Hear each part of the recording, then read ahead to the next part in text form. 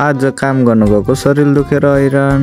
अनि आज चाहिँ बिहान बिहान उठेर काममा जानुपर्ने थियो अनि घरमा नास्ता नरहेछ अनि पैसा पनि लगेर जान्छु अनि टक्क पारेर आफ्नो निन्जा टरमा काममा लागिसकेपछि अनि साइकल चाहिँ साइडमा राखिदिन्छु।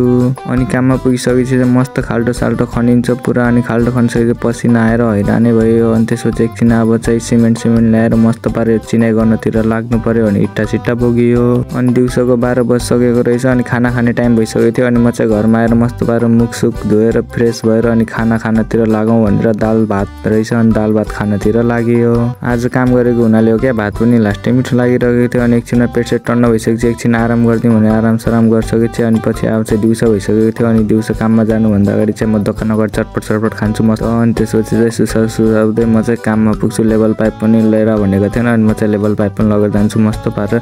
अनि एकछिनमा काम गर्ने ठाउँ पुगिसकेपछि मसला बनाएर फेरि टाइ चिनाउनतिर लाग्यौँ। आजलाई यति नै एन्ड बाई।